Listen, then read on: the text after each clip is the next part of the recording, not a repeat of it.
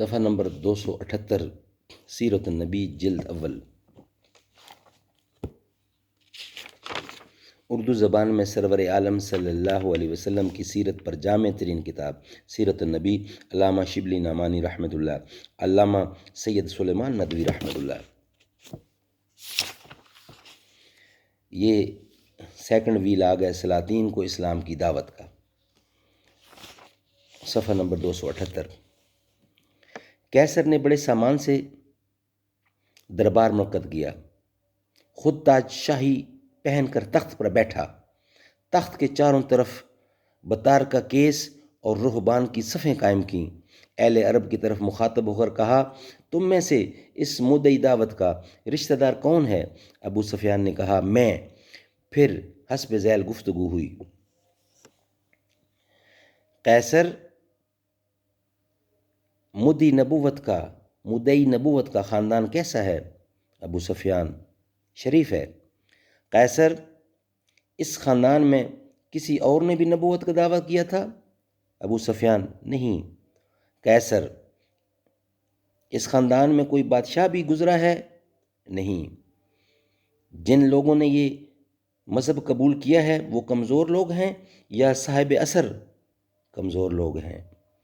اس کے پیرو بڑھ رہے ہیں، اس کے پیرو بڑھ رہے ہیں یا گھٹتے جاتے ہیں؟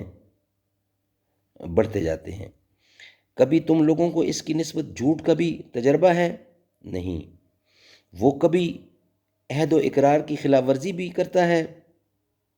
ابھی تک تو نہیں کی، لیکن اب جو نیا معاہدہ صلح ہوا ہے اس میں دیکھیں وہ عہد پر قائم رہتا ہے یا نہیں۔ تم لوگوں نے کبھی اس سے جنگ بھی کی؟ ہاں۔ نتیجہ جنگ کا کیا رہا؟ کبھی ہم غالب آئے اور کبھی وہ کیا سکھاتا ہے؟ کہتا ہے کہ ایک خدا کی عبادت کرو، کسی اور کو خدا کا شریک نہ بناؤ، نماز پڑھو، پاک دامنی اختیار کرو، سچ بولو، صلح رحمی کرو۔ اس گفتگو کے بعد قیصر نے مترجم ترجمہ کرنے والے کے ذریعے سے کہا کہ تم نے اس کو شریف النسب پایا؟ پیغمبر ہمیشہ اچھے خاندانوں سے پیدا ہوتے ہیں۔ تم نے کہا اس کے خاندان میں سے کسی اور نے نبوت کا دعویٰ نہیں کیا۔ اگر ایسا ہوتا تو میں سمجھتا کہ یہ خاندانی خیال کا اثر ہے۔ تم تسلیم کرتے ہو کہ اس خاندان میں کوئی بادشاہ نہ تھا؟ اگر ایسا ہوتا تو میں سمجھتا کہ اس کو بادشاہت کی ہوس ہے۔ تم مانتے ہو کہ اس نے کبھی جھوٹ نہیں بولا؟ جو شخص آدمیوں سے جھوٹ نہیں بولتا وہ خدا پر کیوں کر جھوٹ باندھ سکتا ہے؟ تم کہتے ہو کہ کمزوروں نے اس کی پیروی کی ہے۔ پیغمبروں کے ابتدائی پیرو ہمیشہ غریب لوگ ہی ہوتے ہیں۔ تم نے تسلیم کیا کہ اس کا مذہب ترقی کرتا جاتا ہے۔ سچے مذہب کا یہی حال ہے کہ بڑھتا جاتا ہے۔ تم تسلیم کرتے ہو کہ اس نے کبھی فریب نہیں کیا۔ پیغمبر کبھی فریب نہیں کرتے۔ تم کہتے ہو کہ وہ نماز اور تقوی اور عفاف کی ہدایت کرتا ہے۔